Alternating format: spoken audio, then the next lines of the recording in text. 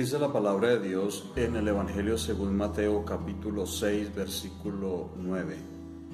Vosotros pues oraréis así: Padre nuestro que estás en los cielos, santificado sea tu nombre.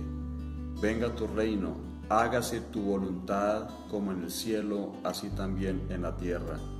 El pan nuestro de cada día, dánoslo hoy, y perdónanos nuestras deudas, como también nosotros perdonamos a nuestros deudores.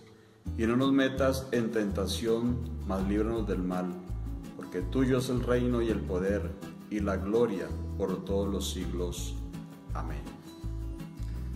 El Señor, cuando enseñó a orar, nos dio un ejemplo bastante hermoso, en los cuales muchas veces las personas lo han tomado como un rezo, como una repetición vana, en la cual no meditan en cada una de las palabras, porque hay que entender que la oración es la comunicación entre nosotros y Dios, entre los hijos de Dios y el Padre Celestial.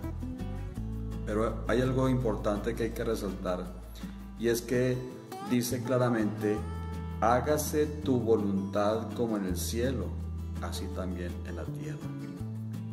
¿Cuántas veces el hombre no hace la voluntad de Dios, sino la voluntad de Él?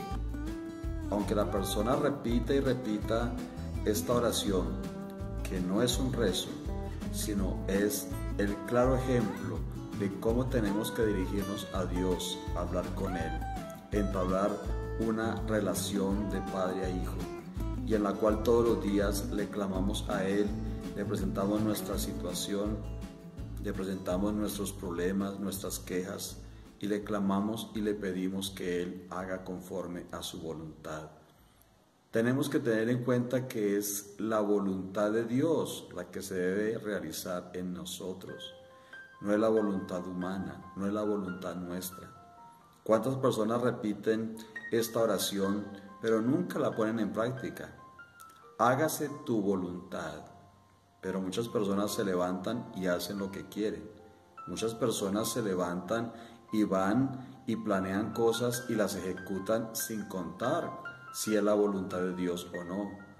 Muchos se levantan en la mañana pensando que Dios les está guiando y les está ayudando, pero terminan haciendo su propia voluntad, terminan haciendo lo que quieren, y después viene la queja, viene el dolor, viene el ay, viene la amargura, viene la reclamación para con Dios, diciéndole: Señor, ¿y por qué me pasó a mí esto? ¿Por qué a mí siempre me suceden estas cosas? ¿Por qué a mí y no a otro? Pero la pregunta es: ¿le has puesto en oración al Señor ese plan, ese deseo, ese anhelo?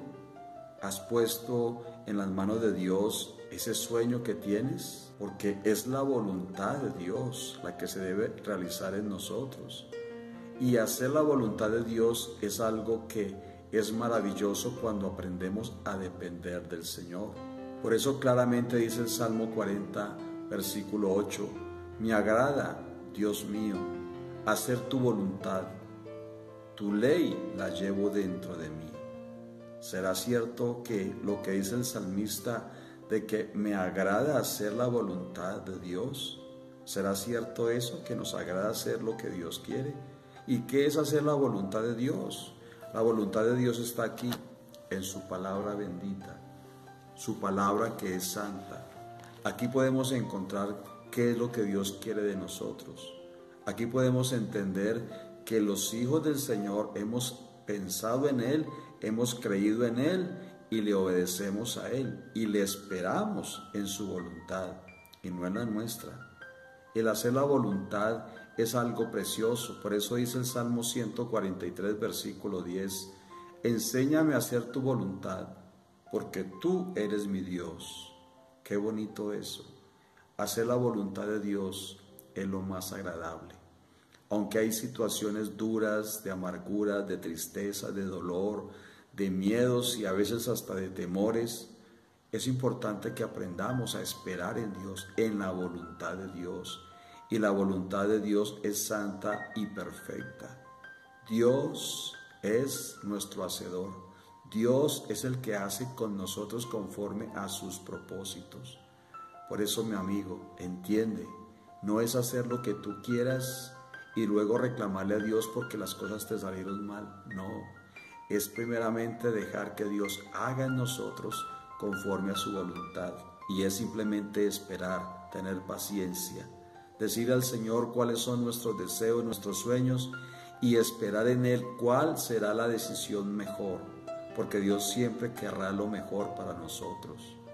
Por eso, mi amigo, hacer la voluntad de Dios es esperar en su palabra, esperar en sus promesas, esperar en Él, esperar que Él es santo, que Él es bueno y que nos va a dar lo mejor.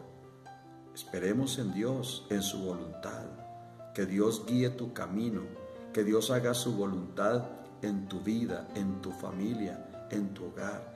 Y la voluntad de Dios es santa y perfecta. ¿Y cuál es la voluntad de Dios para ti? Que vengas a Él y que lo acojas en el corazón, que lo recibas, que te conviertas a Él de todo corazón y le sigas. Esa es la voluntad santa y perfecta que Dios siempre quiere para nosotros. Por eso cuando encontramos allí en Primera de Tesalonicenses capítulo 4 versículo 3, dice la Biblia, la voluntad de Dios es que sean santificados, que se aparten de la inmoralidad. Por eso hoy, mi amigo, ¿cuál es la voluntad de Dios? Que te arrepientas de tu pecado y que vengas a Jesucristo. La voluntad de Dios es creerle a Él, obedecerle a Él y tenerle en el corazón. Hoy es tu oportunidad y deja que Cristo haga su voluntad en ti y verás lo grande que es Dios.